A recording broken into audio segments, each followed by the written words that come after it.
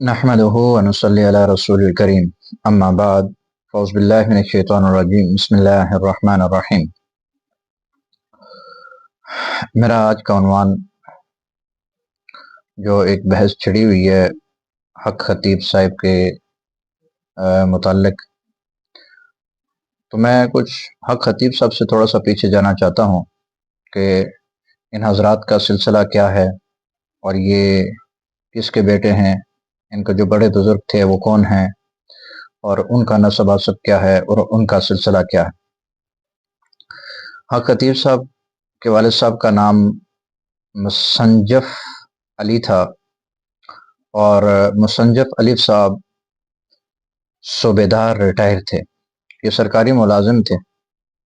کیونکہ ان سے کبھی ملاقات نہیں ہوئی اور زیادہ کچھ پڑھا بھی نہیں ہے، اس لیے جو کچھ مختصر سی معلومات میں ان کے متعلق حاصل کر سکا ہوں میں وہی آپ تک پہنچاؤں گا۔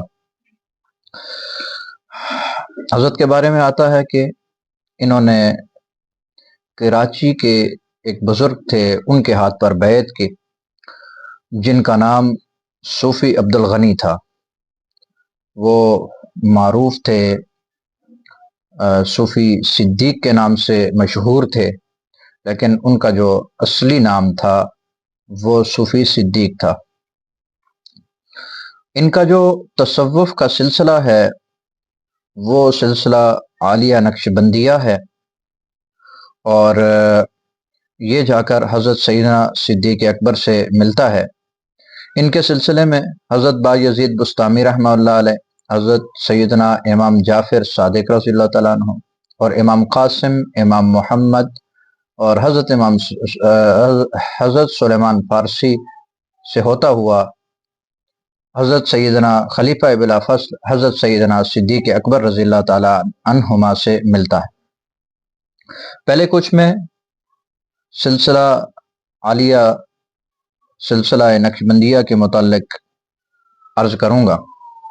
سلسلہ عالیہ نقشبندیہ حضرت سیدنا صدیق اکبر رضی اللہ تعالی عنہ سے شروع ہوتا ہے، اور سلسلہ عالیہ نقشبندیہ کا یہ ایک مظہر ہے اور یہ خوبصورتی ہے، یہ صحرا ہے کہ نقشبندیہ میں سنتوں کے اوپر بہت زیادہ زور دیا جاتا ہے۔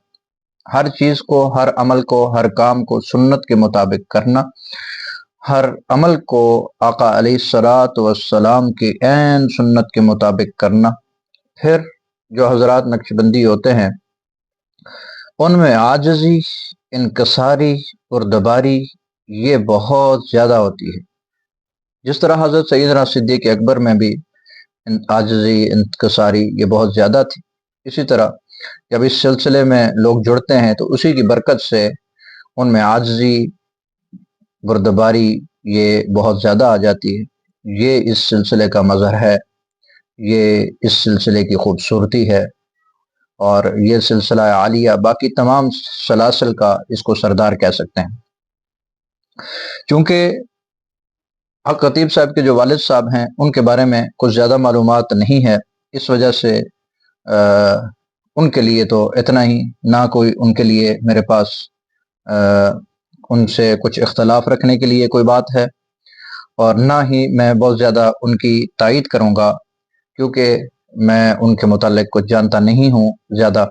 تو یہاں تک جو کچھ مجھے معلومات حاصل ہو سکی میں یہیں اپنی زبان کو، اپنے الفاظ کو، اپنے کلام کو سمیٹتا ہوں۔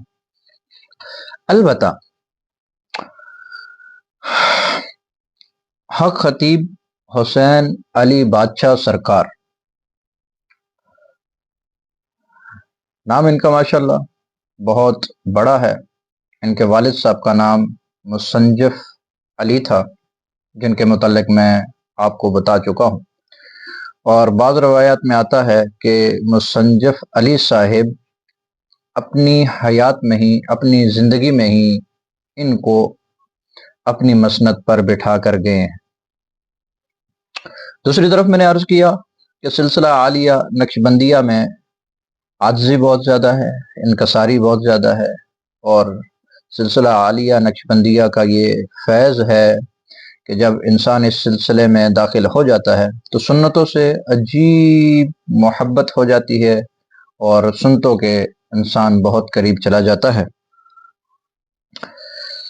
اور ہر سنت انسان کو پھر محبوب لگتی ہے، پھر چھوٹی چھوٹی سنتوں کے اوپر بھی عمل کرتا ہے۔ اب تھوڑا سا حق خطیب صاحب کے بارے میں ایک جائزہ لیں گے کہ کیا حق خطیب صاحب یہ ہستی کیا ہیں، یہ کون ہے حق خطیب؟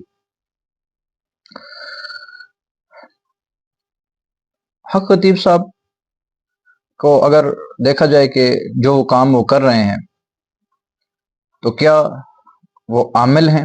کیونکہ یہ کام عاملین کا ہے، جنات نکالنا، جادو کا توڑ کرنا، یہ کام عاملین کا ہے، صوفی کا یہ کام نہیں ہے۔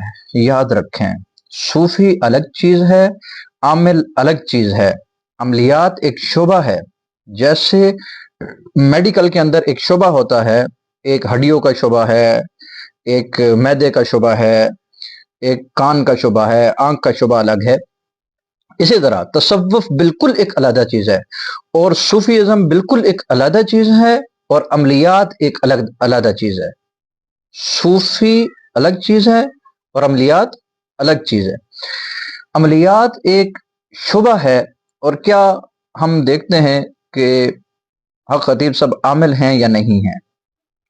تو میرے کچھ سوال ہیں، حق خطیب صاحب اگر ہمیں بتا دیں، یا ان کے مقدمین جو ہیں ان سے محبت رکھنے والے ہیں وہ ان تک پہنچا دیں، یا کوئی بھی پوچھ لے، آپ حضرات دم کروانے کے لیے جاتے ہیں، کسی طرح بھی جاتے ہیں تو آپ وہاں چلے جائیں، حق خطیب صاحب سے پوچھیں کہ حروف ابجد کیا ہیں، حروف ابجد کیا ہیں، نقش مثلث کے بارے میں پوچھیں، نقش مربع کے بارے میں پوچھیں، نقش مخمس کے بارے میں پوچھیں، نقش خالی القلب کے بارے میں پوچھیں، نقش خالی البطن کے بارے میں پوچھیں، تسخیر جعفری کے بارے میں پوچھیں۔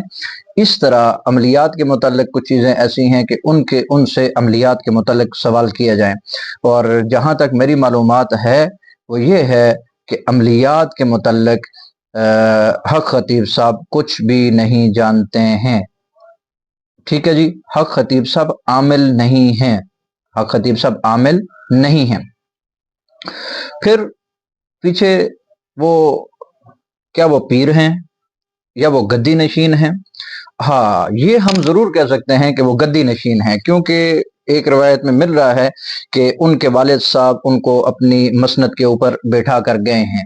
اور کچھ تھوڑا سا اگر پیچھے جائیں، آج سے کوئی تقریباً 5 سال 6 سال پیچھے چلے جائیں، میں ان سے ملا بھی ہوں، ایک دفعہ ملاقات بھی ہوئی ہے۔ اس وقت ان کے چہرے پر داڑھی نہیں تھی، صرف نہیں تھی کا مطلب یہ نہیں ہے کہ داڑھی ان کی آئی نہیں تھی، بلکہ داڑھی نہیں تھی کا مطلب یہ ہے کہ یہ داڑھی مونڈتے تھے، اور کئی علماء نے ان کے اوپر یہ اعتراض بھی کیا ہے کہ آپ ایک گدی نشین ہیں، آپ ایک مسند پہ بیٹھے ہوئے ہیں، اور آپ داڑھی کیوں مونڈتے ہیں؟ آپ داڑھی نہ مونڈے۔ جب علماء نے اس کے اوپر بہت زیادہ باتیں کرنا شروع کی تو پھر حق خطیب صاحب نے یہ چھوٹی چھوٹی داڑھی رکھی، اس میں بھی پھر انہوں نے یہاں پہ تھوڑی سی داڑھی رکھی تھی، اب تو کچھ تھوڑی سی مزید اس میں اللہ نے برکت دے دی ہے، اللہ مزید برکت دے، لیکن پہلے ان کی داڑھی نہیں تھی۔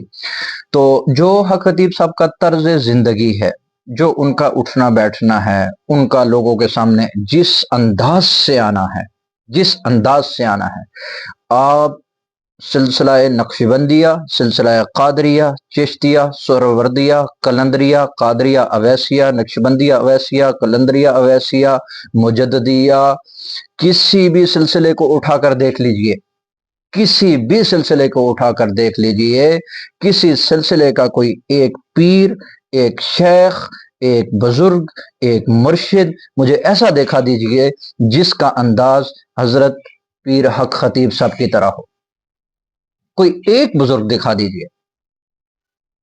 ان کا لباس اہل سنت کے خلاف ہوتا ہے، باقی ان کی جو عملی زندگی ہے اس کے متعلق میں کچھ نہیں کہہ سکتا۔ حق خطیب صاحب جب اپنے آستانے پہ آتے ہیں تو حضرات سے یہ بھی پتہ چلا ہے کہ حق خطیب صاحب پورا میک اپ کر کے پھر تشریف لاتے ہیں، جبکہ اسلام عاجزی کا درس دیتا ہے، इस्लाम इस चीज का दर्श नहीं देता कि आप आलीशान लिबास पहने और आलीशान पगड़ी पहने और पहनकर फिर आप अवाम अन्नास में आए तभी ही दम होगा। आप एक बड़ी मसनद पर बैठे हुए हैं, आपको देखकर लोग फॉलो करते हैं, आपके पीछे चलने वाले लोग हैं। आपका लिबास, आपका चलना फिरना, आपका उठना बैठना, आपका खाना पीना ऐसा होना चाहिए कि लोग देखकर आपसे सबक सीखें, उनको पता चले कि ये सुन्नत रसूल सल्लल्लाहु अलैहि वसल्लम है और ये हमसे छूट रही थी। ये काम आज जनाब सल्लल्लाहु अलैहि वसल्लम ने ऐसे किया है। शाहाना जिंदगी गुजारनी है तो आपसे बड़े शाह गुजर चुके हैं, आपसे बड़े बड़े बुजुर्ग गुजर चुके हैं, आपसे ज्यादा अमीर लोग गुजर चुके हैं, आपसे ज्यादा पढ़े लिखे लोग गुजर चुके हैं। आपकी इल्मी हैसियत भी कोई नहीं है, आपकी अमली हैसियत भी कोई नहीं है। कम से कम आप जिस सिलसिले का नाम लेते हैं, सिलसिला नक्शबंदिया की तरफ खुद को मंसूब करते हैं, उसी सिलसिले की लाज रख लें, उसी सिलसिले की लाज रख लें, ज्यादा नहीं। तो लोगों की इस्लाह क्या करेंगे हम, कैसे करेंगे जब हम एक मसनद पर बैठकर हम अपनी इस्लाह नहीं कर पाते, जब हम अपना लिबास ही सुन्नत रसूलुल्लाह सल्लल्लाहु अलैहि वसल्लम के मुताबिक नहीं कर सकते, तो हम किसी की इस्लाह कैसे करेंगे। फिर आज तक आपने सुना हो कि किसी बुजुर्ग ने, किसी वली ने अपनी विलायत का ऐलान खुद किया हो कि मैं वली हूं, कि मुझे वली मानो, मुझे बुजुर्ग मानो। औलिया अल्लाह का नफ्स मरा हुआ होता है, वो अपने नफ्स को रौंद कर आए होते हैं, वो खुद ऐलान नहीं करते कि मैं अल्लाह का वली हूं, बल्कि अगर उनको कोई कहे कि जी आप अल्लाह के बुजुर्ग हैं, तो वो आगे से ये कहते हैं जी मैं तो गुनाहगार बंदा, मैं तो गुनाहगार बंदा, अल्लाह ने मुझे खिदमत पे लगा दिया और मैं खिदमत कर रहा हूं। क्योंकि जिस दरख्त पे जितना फल होता है वो दरख्त उतना ज्यादा झुका होता है, वो उतना ज्यादा झुका होता है, और जो दरख्त फल से खाली हो वो अकड़ा हुआ होता है, उसमें अकड़ होती है। तो अजीजम, जो हक खतीब साहब दिखाते हैं कीले निकलना, ये कुछ इकरार हसन साहब ने आपके सामने ये काफी सारी चीजें खोल दी हैं, लेकिन मुझे समझ नहीं आई कि ये लोग, ये आमिलीन, ये पीर, ये सस्ती शोहरत हासिल करने के लिए, सस्ती शोहरत हासिल करने के लिए कैसे इस दर्जे तक गिर सकते हैं। कैसे भाई, खुदा का खौफ करें, खुदा का खौफ करें। आपके ऊपर दीन का लेवल लगा हुआ है, आपको देखकर लोगों ने सीखना है, आपको देखकर लोगों ने आपके नक्श कदम पे चलना है। आप लोगों को क्या सबक दे रहे हैं, आप लोगों को कौन सा रास्ता दे रहे हैं, बजाय इसके कि आप लोगों को दीन की तरफ लगाएं, बजाय इसके कि आप लोगों को सुन्नत रसूलुल्लाह सल्लल्लाहु अलैहि वसल्लम समझाएं। मैं खुद एक वीडियो देख रहा था जिसमें हजरत फरमा रहे थे, वो एक मरीज लाया गया वीडियो में, उसने कहा कि जी उससे जब सवाल जवाब कर रहे हैं तो पूछते हैं ये किसने किया, वो कहता है सरकार ये आपने किया। वो फिर पूछते हैं ये मैंने किया ना, ये मेरी अपनी आंखों देखा हाल है, ये मैंने किया ना। उन्होंने कहा जी सरकार बिल्कुल आपने किया। अब ये हद दर्जे की जाहिलियत देखो, क्या कर सकते हैं आप। मैं एक आमिल हूं और अल्हम्दुलिल्लाह सुम्मा अल्हम्दुलिल्लाह मेरे पीछे मेरे उस्ताद भी हैं, मेरे मुर्शिद भी हैं, मैं कादरी भी हूं, मैं चिश्ती भी हूं, मैं सुरवर्दी भी हूं, मैं नक्शबंदी भी हूं और मैं कादरी कलंदरी भी हूं।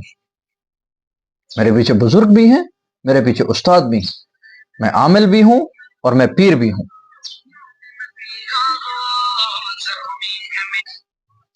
اللہ کا احسان ہے. اور میں ایسے انگنت کیس لا کر دکھا سکتا ہوں، انگنت کیس لا کر دکھا سکتا ہوں کہ جو حق خطیب صاحب کے پاس کئی مرتبہ گئے، کئی مرتبہ حق خطیب صاحب کے پاس گئے اور ان لوگوں کو فائدہ نہیں ہوا، اور یہاں آئے تو الحمدللہ اللہ رب العزت نے اپنا کرم اور فضل فرما دیا. اسی طرح پیر عظمت نواز صاحب، حق خطیب صاحب، ان کے متعدد مریض، سینکڑوں مریض ایسے میں دکھا سکتا ہوں جن کو وہاں فائدہ نہیں ہوا. جو نارمل کیس ہو، چھوٹا موٹا مسئلہ ہو، وہاں سے ٹھیک ہو جاتا ہے، لیکن جو مسئلہ سیریس ہو وہ وہاں لوگوں کو خراب کرتے ہیں، وہ وہاں لوگوں کو ذلیل کرتے ہیں. اب پیر صاحب کا 9 بجے، 8 بجے، 7 بجے، 10 بجے، 11 بجے اعلان ہونا شروع ہو جاتا ہے، پیر صاحب آ رہے ہیں، پیر صاحب آ رہے ہیں، پیر صاحب آ رہے ہیں، اور پیر صاحب آ رہے ہیں رات کو 12 سے 1 بجے. عزیزم، یہ جو آپ اپنے ساتھ القابات لگاتے ہیں ان کی لاج رکھیں. آپ جس سلسلہ سے منسوب ہیں اس سلسلہ کی لاج رکھیں. وہ سلسلہ کوئی چھوٹا موٹا سلسلہ نہیں ہے. اور پھر یہ آپ کے اوپر اللہ کی پکڑ آئی ہے، اللہ کی پکڑ آئی ہے. اللہ نے آپ کو پکڑا ہے، کسی مولوی کو نہیں چنا. کوئی مولوی بات کرتا، کوئی عالم بات کرتا، کوئی مفتی بات کرتا، کوئی گدی نشین بات کرتا تو آپ کہتے ہیں میرے ساتھ حسد کرتے ہیں، بخل کرتے ہیں میرے ساتھ. اللہ نے ایک عام آدمی کو چنا آپ کی اصلاح کے لیے. اب بھی اگر آپ کچھ سمجھ جائیں، آپ اپنی اصلاح کر لیں تو بہت بہتر ہو جائے گا، کیونکہ آپ ایک بڑی مسند پہ بیٹھے ہوئے ہیں.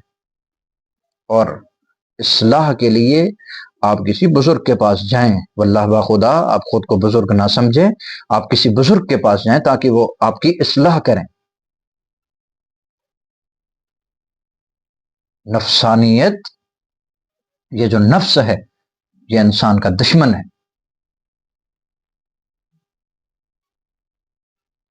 تو جب تک انسان اپنی اصلاح نہیں کر لیتا تو پھر کسی کی اصلاح کیسے کرے؟